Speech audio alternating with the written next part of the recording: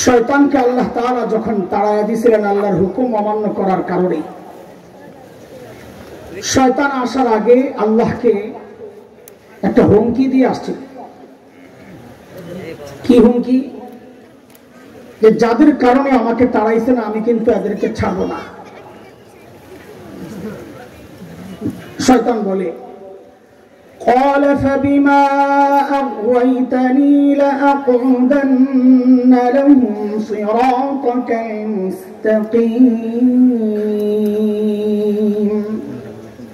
আল্লাহ যাদের কারণে আমাকে তাড়াইছেন আমি ওদেরকে ছাড়বো না।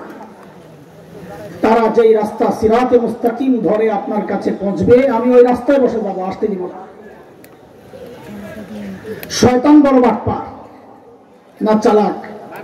আপনারা বলেন, আমার সাথে একটু কথা বললে আমি অল্পতেই আমার কথাটা গুছাইতে পারবো ইনশাআল্লাহ। বলেন, শয়তান চালাক না বাটপার? চালাক হইলে তো আল্লাহর কথা মানত। যার মাথায় মগজ আছে সে তার রব চিনে, রবকে মানে। কোরআনের কথা সূরা আলী ইমরানে আল্লাহ বলেছেন, ইন্না ফি খালকিস সামাওয়াতি ওয়াল আরদি ওয়া ইখতিলাফিল লাইলি ওয়ান নাহার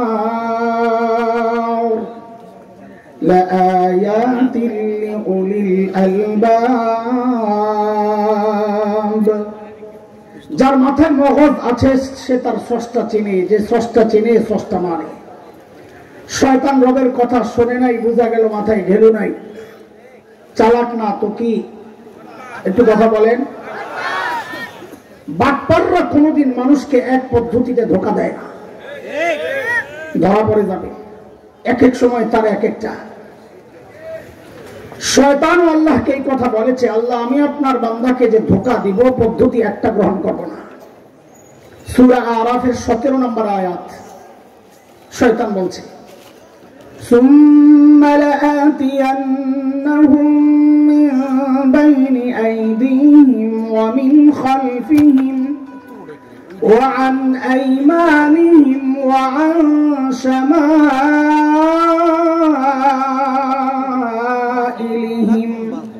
ওয়া লা তাজিদু আকসারাহুম শাকিরিন।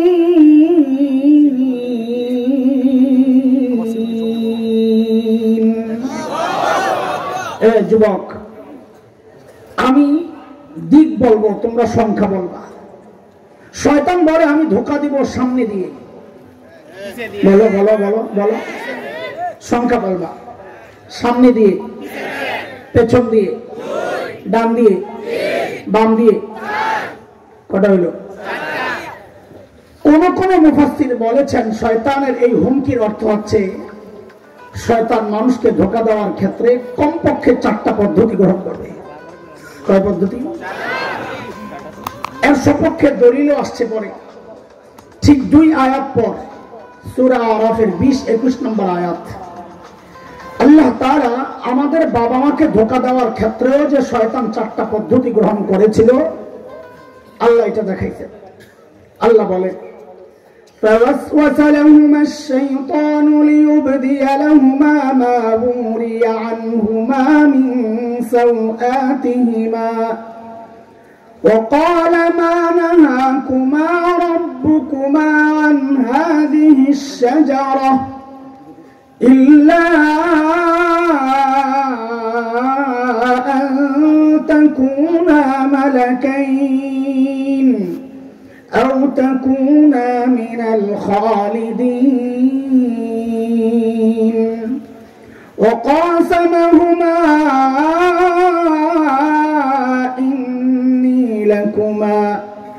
إني لكما لمن الناصحين।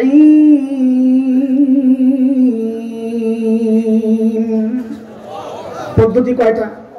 হ্যাঁ, তাড়াতাড়ি তাড়াতাড়ি তাড়াতাড়ি বললে আমি কথাটাই অল্পতে গুছাইতে পারবো। কয়টা?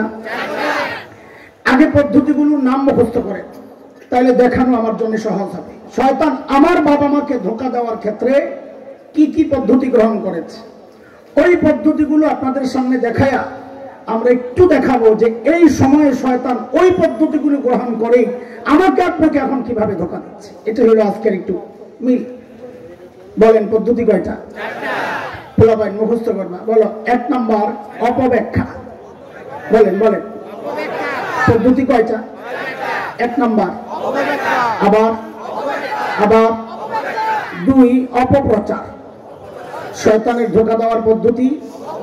2 নাম্বার কি? 3 নাম্বার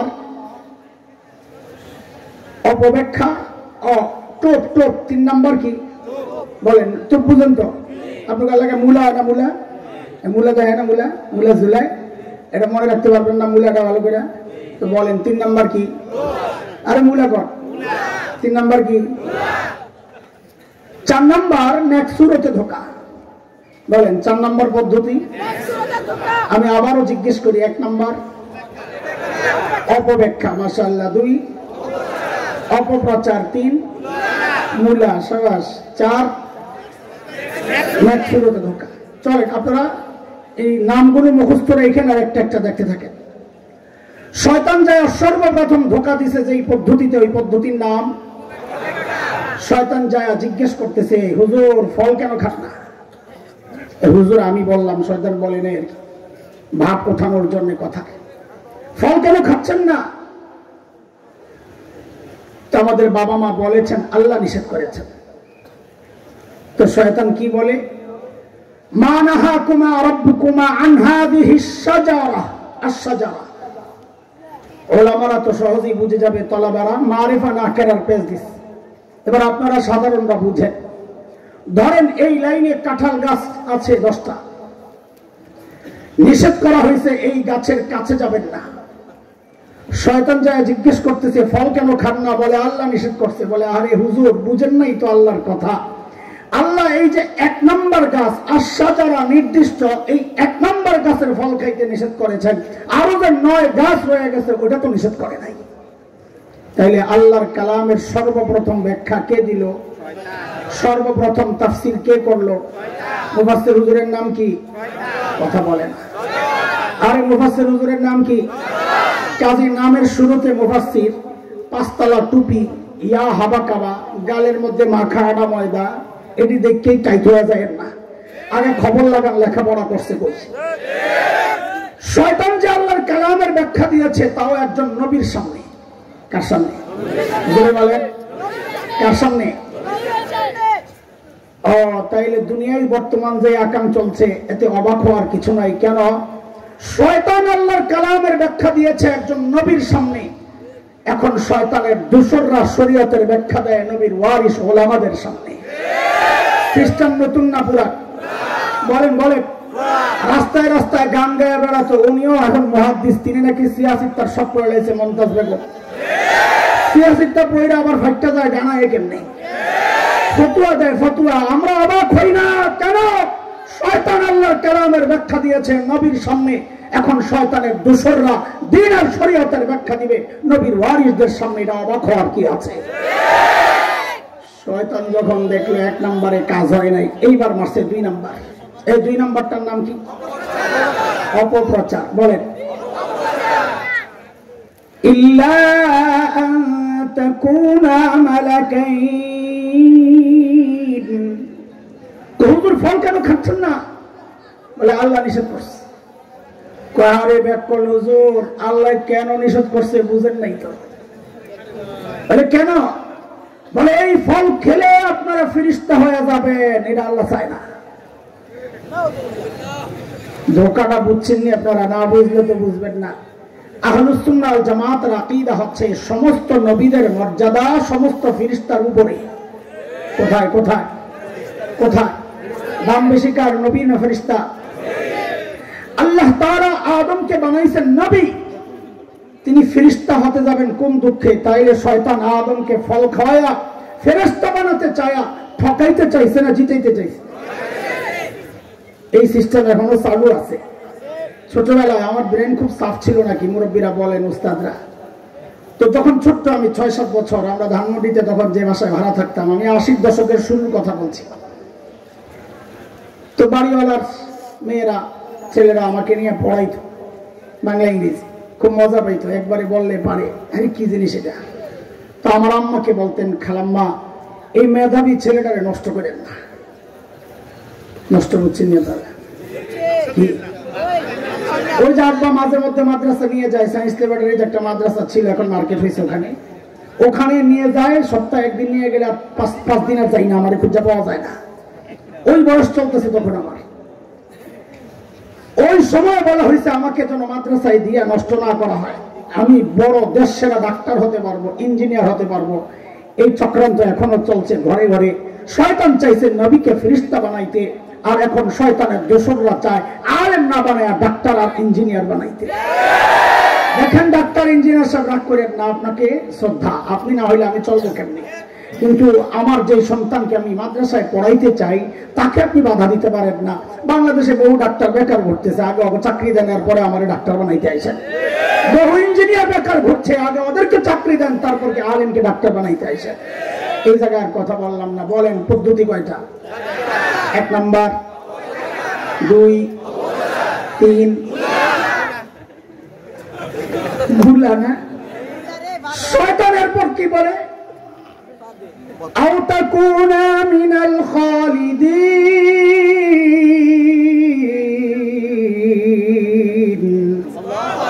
ফল কেন খাচ্ছেন না?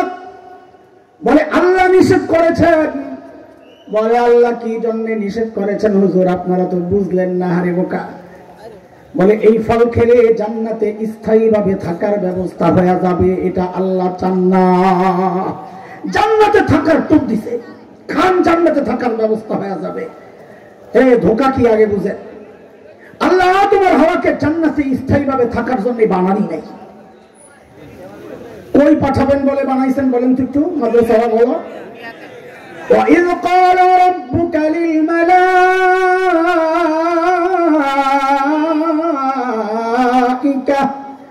إِنِّي جَاعِلٌ فِي الْأَرْضِ خَلِيفَةً। আল্লাহ কই পাঠাবেন বলে বানাইছেন? জোরে জোরে কোথায়? দুনিয়ায় পাঠানোর জন্য বানাইলে মাঝখানে আবার জান্নাতে ঘুরাইতে নিছেন কি জন্য? যে দুনিয়ায় করোনা চলতেছে, জান্নাত থেকে 2টা টিকা দিয়ে যান। কথা বলে না। বিশাল এলাকা, মাঝখানে কোনো গ্যাসের পাম্প নাই, গাড়ির গ্যাস লোড করে যান, তেল লইয়া যান, নাহলে রাস্তা আটকে যাবেন। এই জন্য কথা বলে না। তো জান্নাতে কি জন্য ঘুরাইতে নিছে? এক ছোট্ট 2টা ব্যাখ্যা বলি, কারণ সময় কম। গ্রামের মেয়েরা যখন মুরগি আনে পালার জন্য, বাজার থেকে নতুন আনছে, আইনাই কিন্তু মুরগিটা ছেড়ে দেয় না, কদিন বাইন্দা রাখে, আদার টাদার দেয়। কেন? মুরগি বাড়িছে নি, বাড়িছে নি। আল্লাহ আমার বাবারে বানাইছেন জান্নাতের জন্যই, দুনিয়ায় পাঠাইবেন যে কয়দিন জান্নাতে আটকায় রাখছেন, বাড়িটা চিন্না যান, যাই আবার ঘুরে মুড়ে আয়া বলেন। আরে বুঝছেন নি কথা? কিন্তু এর চেয়ে সুন্দর জবাব দিচ্ছেন মুফাসসিররা আরেকটা, সেটা হচ্ছে সূরা তাওবার 111 নম্বর আয়াতে আল্লাহ আমার আর আপনার কাছে জান্নাত বিক্রির প্রস্তাব দিয়েছেন। কিনতে রাজি নেই? কে কে রাজি দেখি তো? আল্লাহু আকবার, মাশাআল্লাহ। হাত নামান। এই জান্নাত যে কেনার জন্য রাজি, জান্নাত দেখছেন আপনারা? হ্যাঁ, না দেখে কিনতে রাজি। ওই জন্যই তো নাস্তিক মুরতাদরা বলে আমরা নাকি অন্ধবিশ্বাসী, যা শুনি তাই বলে বিশ্বাস করি। অন্ধবিশ্বাসী না বুঝে শুনে বিশ্বাস? ওই বুঝে শুনে বিশ্বাসী হইলেন, জান্নাত তো না দেখেই কেনার জন্য রেডি হয়ে গেলেন। রাখেন মেয়ে না বুঝা খালি বড় বড় করে। আপনাকে মুরাদনগর মেয়েরে বিয়ে দিলে শ্বশুর বাড়ি দেখার জন্য কে যায়, মেয়ে না গার্জিয়ান? হ্যাঁ, তাহলে তো মুরাদনগরের মেয়েরা ভালো। কিন্তু ঢাকায় 2 রকম মেয়ে আছে। একরকম মেয়ে হচ্ছে মা বাবার বাধ্য সন্তান, ওর সামনে বিয়ের আলাপ হলে লজ্জায় চলে যায় আরেক ঘরে, সমবয়সী কাউকে পাঠায়া দেয়, আম্মু আব্বাকে, আব্বা আব্বুকে বলো আমার দেখার দরকার নাই, শোনার দরকার নাই, জানার দরকার নাই, ওনারা দেখলেই আমার চলবে। কিন্তু আরেক রকম মেয়ে আছে, গভীর রাতে শাহবাগের স্লোগান কন্যা বেড়াগুলো বয়ে বিড়ি খায়। ওর সামনে যদি কল হয় তোর জন্য বিয়ে দেখতেছি, একটা ছেলে পছন্দ আমাদের, ও বলবে আমাকে একটু সময় দিতে হবে, বেটার অপশন চুজ করার একটু সুযোগ আমি চাই, আমার আগেরটা ভালো হবে না এটা ভালো হবে, আমি একটু দেখে নিতে পারি। আমি আপনাদেরকে জিজ্ঞেস করি, আপনারা মা বাবার বাধ্য সন্তান না অবাধ্য সন্তান? তাইলে তো কোনো কথাই নাই। আল্লাহ আমার বাবা মাকে জান্নাত থেকে কেন ঘুরায় আনছে? যেন কিয়ামত পর্যন্ত নাস্তিক মুরতাদদের জবান বন্ধ হয়ে যায় যে আমরা জান্নাত না দেখেই কেনার জন্য রেডি হই নাই, বরং আমরা মা বাবার বাধ্য সন্তান। আমাদের বাবা আদম জান্নাত দেখছেন, আমাদের মা হাওয়া জান্নাত দেখছেন, আমাদের আর দেখার দরকার নাই। তিনটা দিয়া যখন দেখছে শয়তান কাম হয় না, বুঝছি রে হুজুর তো বড় করা। হুজুর আপনার সাইজ করার রাস্তা আমার কাছে আছে। আপনি জানামাজের প্রতি আপনার দুর্বলতা আমি জানি, তাহাজ্জুদের প্রতি দুর্বলতা আমি জানি, হিজাবের প্রতি দুর্বলতা আমার জানা, টুপির প্রতি দুর্বলতা আমার জানা।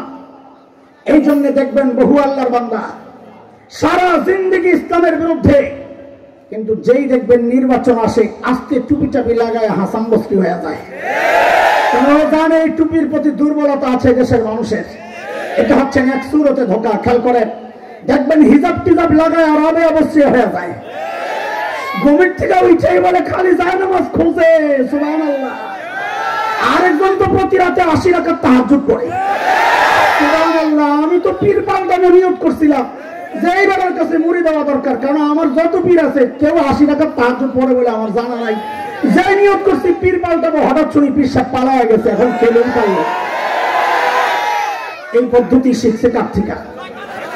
শয়তান যাই দেখছে একটা কাজ হয় নাই, এইবার শুরু করছে এক সুরতে ধোকা। কি সেটা? অকাসমাহুমা ইন্নী লাকুমা লামিনান নাসিহিন। আল্লাহর কসম খায়া কই আমি আপনাকে হিতাকাঙ্ক্ষী, হুজুর আমারে ভুল বুঝেন না। আল্লাহু আকবার। শয়তান যার হিতাকাঙ্ক্ষী হয় তার আর শত্রু লাগে না। ভারত যার বন্ধু হয় তারও যেমন শত্রু লাগে না। এই 16 বছর আমাদেরকে শুধু এই বয়ান গেলানো হয়েছে, ভারত আমাদের বন্ধু। বন্ধু কত কিছু দেয়, সুবহানাল্লাহ। গরু দেয়, আলু দেয়, চিনি দেয়, পেঁয়াজ দেয়, দেয় আর দেয়, দেয় আর দেয়। যেই বাংলাদেশ থেকে যাওয়ার মাখন যাওয়ার পাইপটা পোলাবেন 5 তারিখে কাইটা দিল, সব দেওয়া বন্ধ করে এখন খালি হুমকি দেয়, হুমকি দেয়, হুমকি দেয়।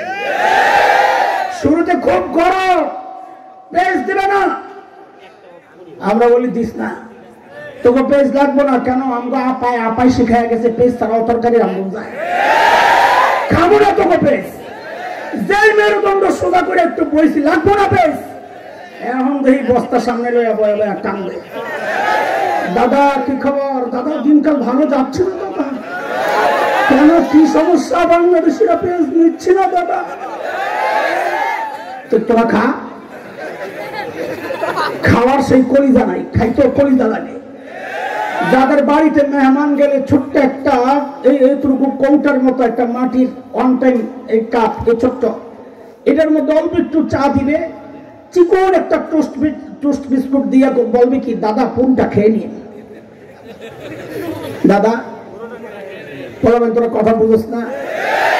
বোন গেছে ভাইয়ের বাড়িতে, ভাই গেছে বোনের বাড়িতে বেড়াইতে দুপুর বেলা খাওয়ানোর টাইম, ভাই কলিং বেল টিপে টিপে টিপে, বোন কথাও কয় না, দরজাও খোলে না, ঘরে কেউ নাই এমন একটা বাপ। ভাই বুঝছে কাহিনী কি, জানালার কাছে যায় বলে দিদি আমি কিন্তু খেয়ে আসছি। দিদি তাড়াতাড়ি দরজা খোলে আর বলে আগে বলবি না, ওরা কি পেস খাবে। এই জন্য মাঝে মধ্যে ওদের কলিজা শুকাইতে শুকাইতে তো হাড্ডি হয়ে গেছে, রুচি এত নোংরা। মাঝে মধ্যে যখন দেখি সীমান্তে এসে আমার দেশে ঢুকার একটা ভাব লইতেছে, আমি কই এই মুহূর্ত নাই। কেন? আরেকটা দেশ দখল করার মতো উন্নত চরিত্র, উঁচু মানসিকতা, শক্তিশালী মানসিকতা লাগে। যাদের রুচি এত নোংরা, এরা আরেক দেশ দখল করার মতো হিম্মত রাখে না। এই জন্য আমরা যখন দেখি আমাদের দেশ দখলের হুমকি দেয়, কে কি অবস্থা জানি না, আমি কিন্তু ভয় পাই না। কেন? আমি জানি এটা সম্ভব না ওদের জন্য। বরং তাদেরকে বলি কি বাংলাদেশ দখল করার আগে নিজেদের হাগার জায়গা ঠিক করে এখনো রাস্তাঘাটে মলত্যাগ করে। বিশ্বাস করেন না আপনারা, আমরা যখন দেওবন্দে যাচ্ছিলাম তখন দেখছি আল্লাহ, ট্রেন লম্বা সফর 36 ঘন্টার, আমাদের যেই ট্রেনে উঠছিলাম অমৃতসরে, দিন যায় রাত আসে, রাত যায় দিন আসে, সময় তো যায় না। সকাল হইলেই জানালার কাছে যাইতাম নতুন এলাকা দেখার জন্য। আয় আল্লাহ, মাঝে মধ্যে যাইয়া জানালার কাছে যাই তো লজ্জায় চোখ ফিরে নিতাম, এই কি অবস্থা। কেন? দেখতাম কি রেল লাইনে লাইন ধইরা বইছে ফ্যামিলি প্যাকেজ, জুয়ান বুড়া নারী পুরুষ যা আছে এরকম চিকুন বোতল একটা লইয়া চুপচাপ বয়ে রয়েছে। বেডিরা ইজ্জত রক্ষায় ঘুমটাটারে টাইনা পিছন দিয়া খালি কাম সারতাস। এরা বলে আমার দেশ দখল করবো কত বেশি। আমি তো কাকু দাদা সাহস করে ভিক্ষা দা, খেলা হবে। আমাদেরকে বলি বাংলাদেশে ঢোকার আগে ওলামায়ে দেওবন্দের ইতিহাস ঐতিহ্য পড়া তারপরে ঢুকা। তাদের রোহানি সন্তানরা, শাইখুল হিন্দের রোহানি সন্তানরা এই জমিনে বসবাস করে। আমার কাবির আসলাফের ইতিহাস হচ্ছে ওলামায়ে দেওবন্দের রক্ত যখন এই ভূমিতে স্পর্শ করেছিল ব্রিটিশ লাল কুত্তা পালাতে বাধ্য হয়েছে। ওলামায়ে দেওবন্দের রক্ত যখন আফগানিস্তানের জমিনে স্পর্শ করেছিল রাশিয়ার শেখ ভল্লুকেরা পালাতে বাধ্য হয়েছে। সাম্প্রতিক কালে তালেবানের শরীর হয়ে যখন আবার ওলামায়ে দেওবন্দের রক্ত আফগানিস্তানের জমিনে স্পর্শ করেছে আমেরিকা নেটো লাল কুত্তারা লাল গুটারা পালাতে বাধ্য হয়েছে। এটা হচ্ছে অতীতের ইতিহাস। নতুন প্রজন্মের নতুন পেগাম শুনে রাখ। আবার যদি সুযোগ আসে, তোদের পূর্বপুরুষরা তো পালাতে পেরেছে, আল্লাহর কসম এবার যদি সুযোগ পাই আর টাকা পালাতে দেওয়া হবে না। পদ্ধতি করা তাড়াতাড়ি করা, সময়টা মনে আসেনি?